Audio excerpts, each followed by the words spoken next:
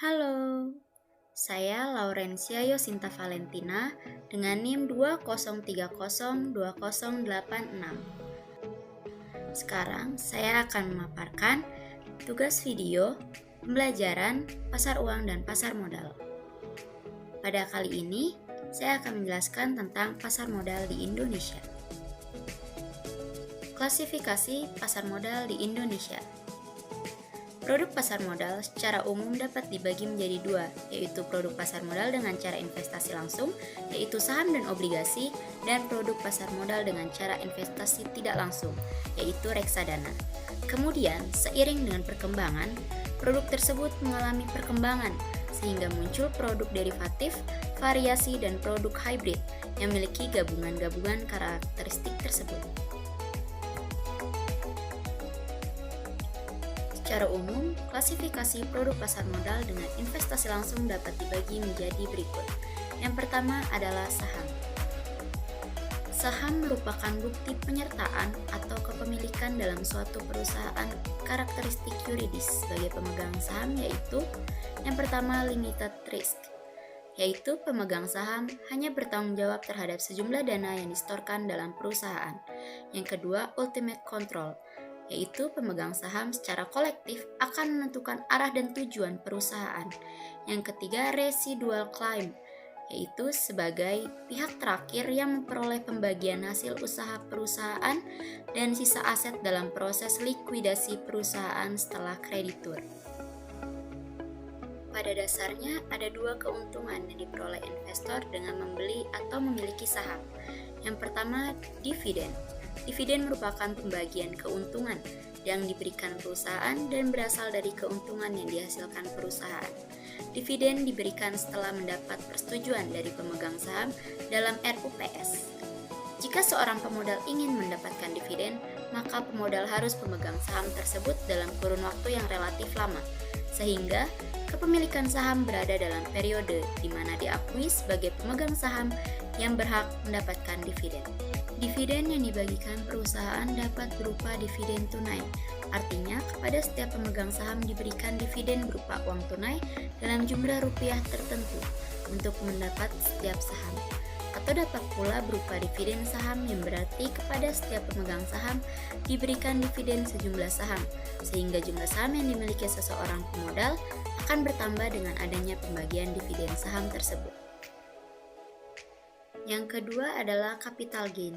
Capital gain merupakan selisih antara harga beli dan harga jual. Capital gain berbentuk dengan adanya aktivitas perdagangan saham di pasar sekunder. Misalnya, investor ABC dengan harga per saham Rp3.000, kemudian menjualnya dengan harga Rp3.500 per saham, yang berarti pemodal tersebut mendapatkan capital gain sebesar Rp500 untuk setiap saham yang dijualnya.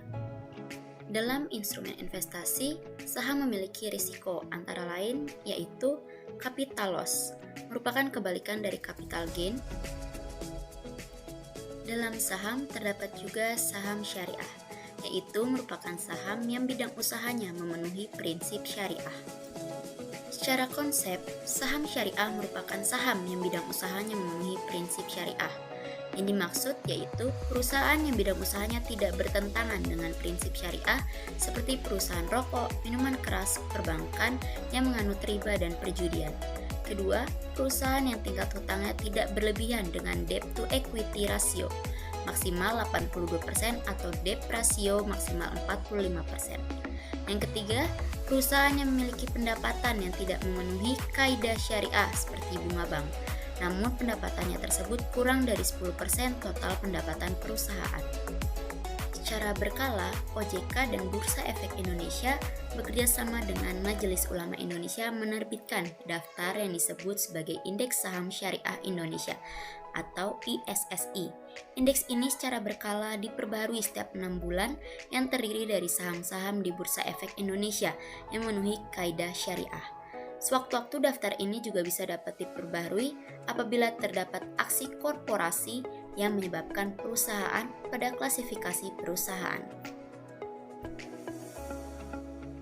Investasi secara langsung yang kedua yaitu obligasi, merupakan efek berbasis surat hutang yang memberikan hasil investasi bersifat tetap selama periode tertentu hingga jangka waktu temponya tiba.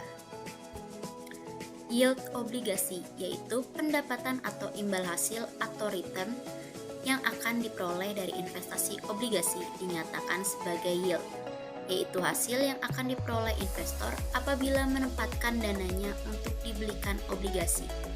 Sebelum memutuskan untuk berinvestasi obligasi, investor harus mempertimbangkan besarnya yield obligasi sebagai faktor pengukur tingkat pengembalian tahunan yang akan diterima.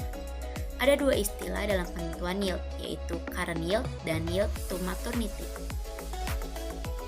Selanjutnya adalah investasi tidak langsung, yaitu reksadana. Pada materi-materi sebelumnya, reksadana ini sudah dibahas, tapi saya akan menjelaskan pembagiannya saja. Reksadana konvensional terbagi atas reksadana pasar uang, reksadana pendapatan tetap, reksadana campuran, dan reksadana saham. Selanjutnya yaitu reksadana tidak konvensional. Ada reksadana terstruktur, reksadana mendukung sektor real, dan reksadana syariah. Selanjutnya adalah mekanisme transaksi pasar modal. Transaksi saham dan obligasi.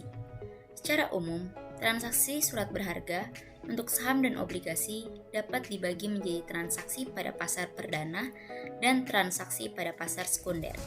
Pasar perdana artinya investor membeli pada saat dilakukan IPO pertama kali. Dana investasi dari investor selanjutnya langsung masuk ke perusahaan dan digunakan untuk kepentingan ekspansi perusahaan. Proses pembelian saham dan obligasi pada pasar perdana ini pada dasarnya tidak berbeda. Selanjutnya, transaksi juga dapat terjadi di pasar sekunder, di mana transaksi pembelian dan penjualan sudah tidak terjadi di antara investor dengan perusahaan, tapi antara investor yang satu dengan investor yang lainnya. Pada pasar sekunder, yang membedakan antara saham dengan obligasi adalah bahwa transaksi saham dilakukan melalui fasilitas bursa, sementara untuk transaksi obligasi dilakukan tidak melalui fasilitas bursa atau over the counter. Mekanismenya sebagai berikut. Yang pertama, emiten mengajukan pendaftaran ke Bursa Efek Indonesia untuk melanjutkan IPO. Kedua, emiten selanjutnya mengajukan permohonan pendaftaran ke OJK untuk mendapatkan pernyataan efektif. Yang ketiga, emiten beserta perusahaan penjamin emisi melakukan penawaran atau penjualan saham perdana kepada calon investor. Yang keempat, pencatatan saham di Bursa Efek Indonesia dan investor bisa melakukan transaksi jual atau beli saham di pasar sekunder atau lantai bursa. Proses membeli saham dan obligasi pada pasar perdana. Yang pertama, investor mengisi formulir pemesanan saham dan melakukan setor dana ke bank kustodian. Kemudian menyerahkan form pemesanan, identitas diri, serta bukti setor ke agen penjual atau marketing.